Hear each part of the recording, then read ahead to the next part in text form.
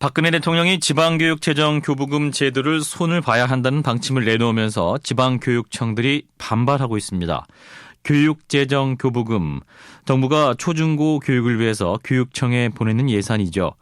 그런데 복지 수요는 늘고 세수는 늘지 않으니 교육청이 쓰는 예산도 조정이 필요하다는 취지입니다. 이와 관련해서 경기도교육청은 어제 반대 입장을 공식적으로 밝혔는데요.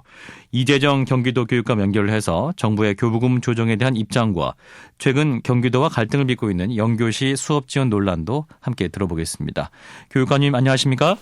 네, 안녕하세요. 예, 박 대통령이 수석 비상관회의에서 밝힌 입장은 복지에 들어갈 돈은 많이 필요한데 세수가 늘지 않기 때문에 교육재정 교부금 손을 봐야 한다는 것인데 교육감님은 반대하고 계신 거죠? 네, 물론 반대입니다. 이것은 교육의 파탄을 가져올 수 있기 때문입니다. 예. 교부금을 주는 것은요, 사실상 의무교육으로 되어 있는 초등과 중등에 대한 9년간의 학생들 학비가 우선 중심이고요. 예. 여기에 이제 유아교육과 고등학교 교육에 대한 일부를 이제 보조를 하는 건데요. 이건 의무교육이기 때문에 국가가 당연히 내야 될 돈이고, 당연히 이것은 더 계속 확대해 나가야 될 그런 예산이라고 생각을 합니다. 예, 당연히 해야 되고 의무교육인데 이제 현행 제도가 보면 내국세가 늘면 교육재정 교부금이 자동적으로 증가하게 돼 있죠. 그런데 지금 보면 우리나라 학생 수가 계속 줄어들고 있고 또한 지방 학교들은 통폐합되는 경우도 늘고 있지 않습니까? 그러면 이제 이런 현실을 반영해서 재정 교부금 역시 좀 바꿀 필요가 있지 않겠느냐 이런 문제의식인데요. 근데 문제는 한 세 가지예요. 하나는 내국세가 지난 2년간 계속 줄어왔다는 거고요. 예.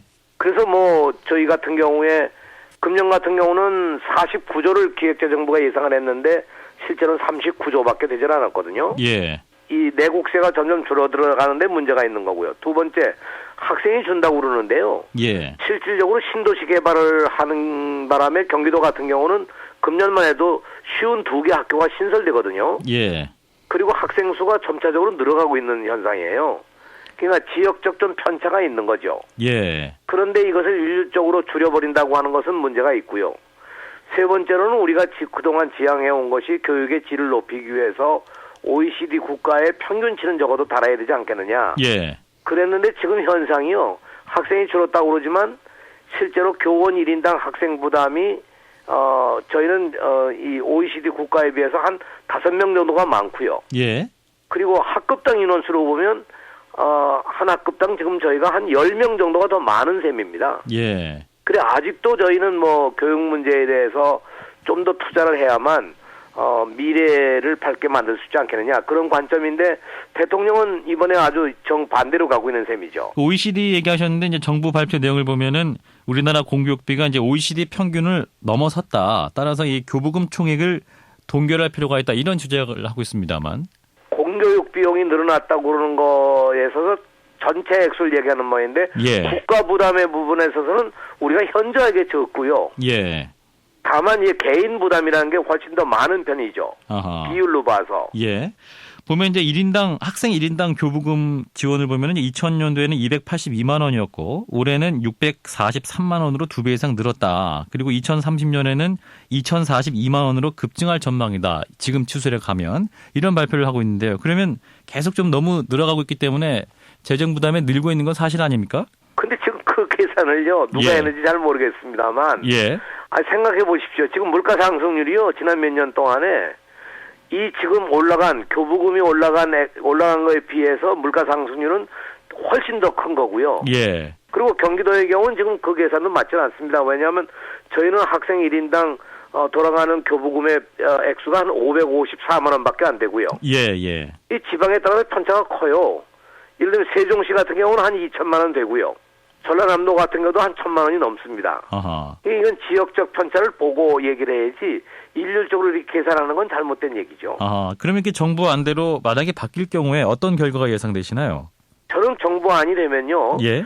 당장 2015년도 저희 예산 가운데 거의 20%가 이 지방채 빚을 얻어가지고 지금 운영하고 있는 셈입니다. 예. 현재 예산 가운데서도 저희가 6,405억 원을 아직 편성도 못한 상태거든요. 예. 근데 이렇게 지방재 교육 재정을 줄인다고 하면 교육을 더 이상 할 수가 없는 거죠. 예. 근데 네. 정부 얘기는 이제 지방교육재정교부금 기준을 학교 학급 수에 짜에서 학생 숫자로 바꾸자는 거 아니겠습니까? 그러면 그런 부분에서 좀 합리적인 부분도 있지 않을까요? 저는 그러는 경우에는 조금 합리적으로 된다고 생각해요. 다른 경기도 같은 경우는 저희가 교육 규모로 봐서 학생 수가 26%인데 예.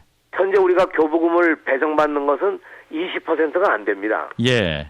그러니까 5% 이상 차이가 있는 거죠. 예. 그래서 교부금을 전체 총액을 늘리는 건 필요한 일이고 그 교부금을 17개 시도 교육청에 배분하는 비율은 학생 규모로 한다는 것은 바른 방향이라고 생각을 합니다. 예.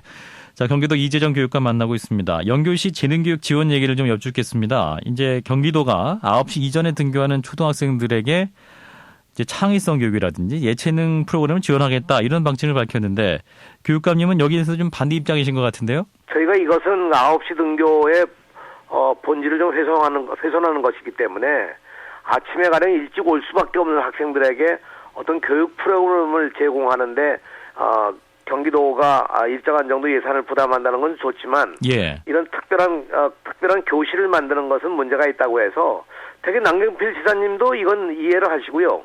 이제 앞으로 그런 교실을 만든다는 목적이 아니고 아침 9시 이전에 오는 학생들에 대한 교육 프로그램이 필요하다면 그런 예산 지원을 하겠다는 거죠. 예.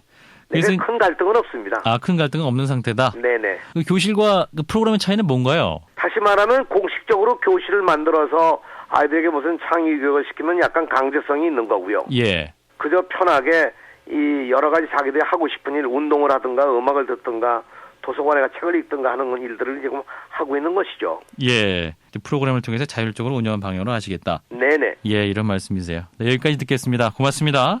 네, 감사합니다. 네, 이재정 경기도 교육감 만나봤습니다.